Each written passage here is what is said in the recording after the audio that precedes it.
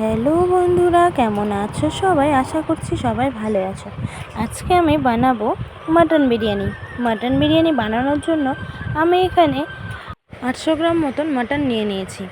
এবার মাটনটা আমি ভালো করে ধুয়ে নুন, হলুদ, পেঁয়াজ কুচি, রসুন, টমেটো কুচি আর দিয়ে দেব পেস্ট করা মশলা। এতে আমি দিয়েছি আদা, জিরে, শুকনো লঙ্কা, পেঁয়াজ আর রসুন। এবার আমি দিয়ে দেব ফেটানো টক দই। এবার দিয়ে দেব বেশ কিছুটা পরিমাণ কাঁচা সর্ষের তেল দিয়ে ভালো করে ম্যারিনেট করে নেব। ভালো করে মাখিয়ে ম্যারিনেট করে ঢাকনা দিয়ে রেখে দেব কিছুক্ষণ। এবার অন্য কড়াইয়ে তেল দিয়ে আমি এখানে বেরেস্তা বানিয়ে নেব। এখানে নিয়েছি আমি 4 থেকে 5টা পেঁয়াজ কুচি করে আমি বেরেস্তা বানিয়ে নেব।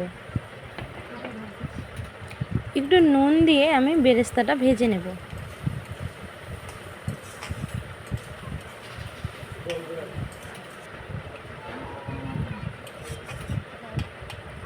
নাড়াচাড়া করে বেরেস্তাটা ভালো করে ভেজে নিতে হবে। বেরেস্তা ভাজা আমার হয়ে গেছে। এবার বেরেস্তাটা আমি তুলে নেব।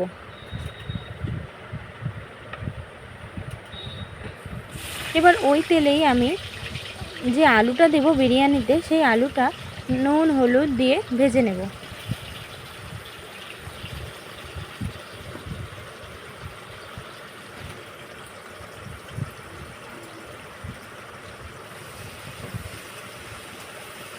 নুনটা আমি আগে মাখিয়ে রেখেছিলাম আর হলুদটা আমি পরে দিলাম। এবার ঢাকনা দিয়ে আলুটা ভেজে নেব বেশ কিছুক্ষণ। এবার অন্যদিকে জলটা বসিয়ে দিয়েছি, তাতে তেজপাতা আর গোটা গরম মশলা দিয়ে আমি জলটা ফুটে গেলে চালটা দিয়ে দেব।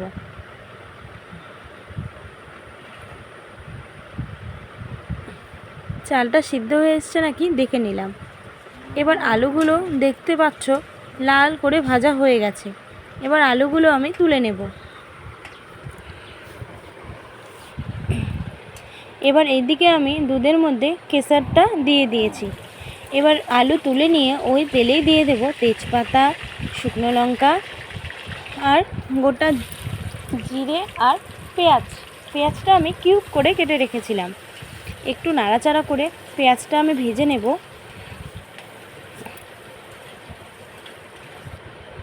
এবার দিয়ে দেব ম্যারিনেট করে রাখা মাটনটা।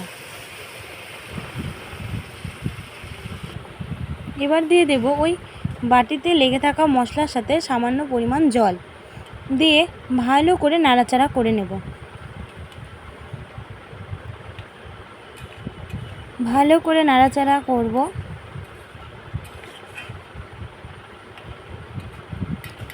এবার ঢাকনা দিয়ে রেখে দেব কিছুক্ষণ। ঢাকনা খুলে দেখতে পাচ্ছ ভালোভাবে ফুটে উঠেছে। আবারও একটু নাড়াচাড়া করে নেব। নাড়াচাড়া করে আবারও ঢাকনা দিয়ে রেখে দেব কিছুক্ষণ। ঢাকনা খুলে দেখতে পাচ্ছ আবারও ফুটে উঠেছে।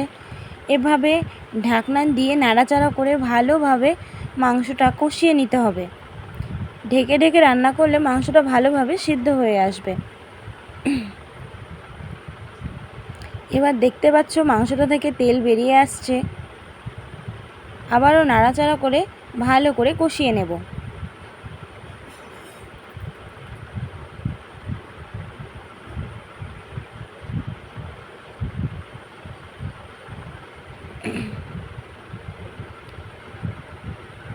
মাংসটা কষানো আমার হয়ে গেছে, ওইদিকে ভাতটাও হয়ে গেছে।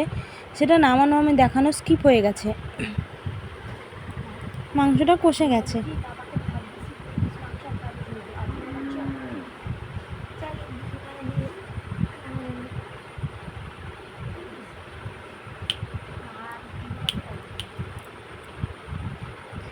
দেখতে পাচ্ছ তেল বেরিয়ে এসছে। এবার আমি দিয়ে দিলাম 4 থেকে 5টা চেরা কাঁচা লঙ্কা দিয়ে আবারও ভালো করে নাড়াচাড়া করে নেব।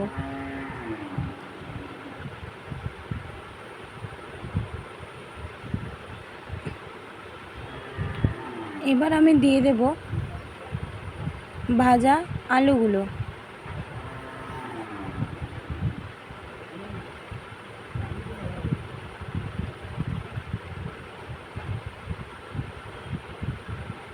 এবার দিয়ে দেব 2 কাপ মতো জল।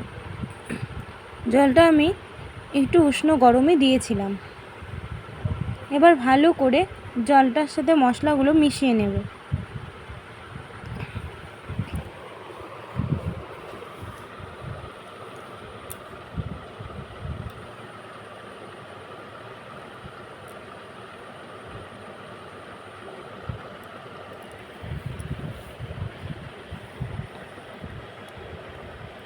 ভালো করে নাড়াচাড়া করে গরম মশলা বাটা দিয়ে দেব, আর দিয়ে দেব সামান্য ঘি ছড়িয়ে ভালো করে নাড়াচাড়া করে নেব। এবার আমি বিরিয়ানির লেয়ারটা দিতে শুরু করব। আমি এখানে একটা সসপ্যানে আগে ভাত দিয়েছি,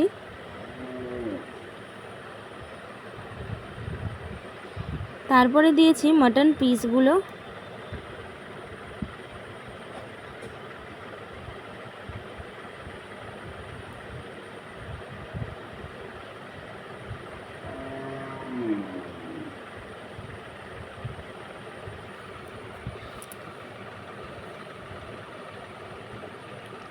এরপর একটু গ্রেভি দিয়ে দেব।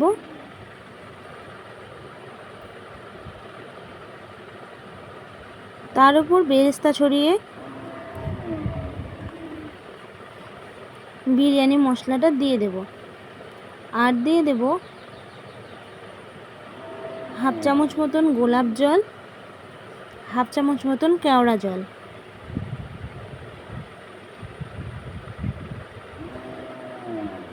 এবার দিয়ে দেব আবার ভাতের লেয়ার। এবার দিয়ে দেব ভাজা আলুগুলো,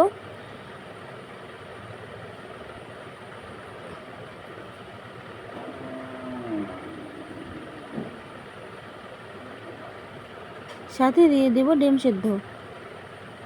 তোমরা চাইলে ডিম সেদ্ধ না দিতেও পারো। এবার দিয়ে দেব বেরেস্তা,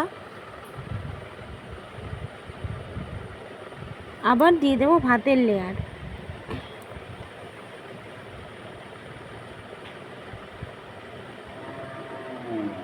এবার ভাতের লেয়ারটা দিয়ে আমি এবার সব মশলাগুলো দিয়ে দেব। দিয়ে দিলাম বেরেস্তা, দিয়ে দিলাম বিরিয়ানি মশলা,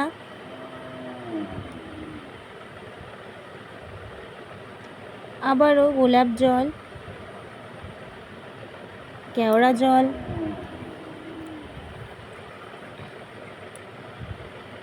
কেশর ভেজানো দুধটা,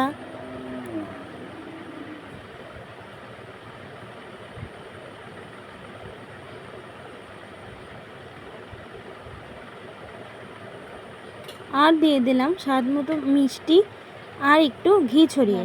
তোমরা চাইলে মিষ্টিটা না দিলেও পারো, আর এখানে তোমরা মিঠা আতরও ব্যবহার করতে পারো, কিন্তু আমার কাছে ছিল না তাই আমি দিইনি। এবার আমি একটা থাল দিয়ে একটু শিল চাপা দিয়ে চারিদিকে কাপড় জড়িয়ে দিয়েছি, তোমরা চাইলে আটা দিয়েও দিতে পারো। ভাপে বসিয়ে দিলাম 30 মিনিট মতো। এবার 30 মিনিট হয়ে গেছে, আমি ঢাকনাটা খুলে দেখছি, খুব সুন্দর স্মেল বেরিয়েছিল।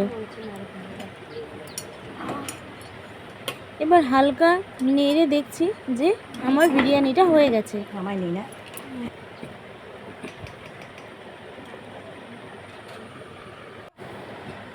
এবার আমি এটা অন্য পাত্রে ঢেলে দেব।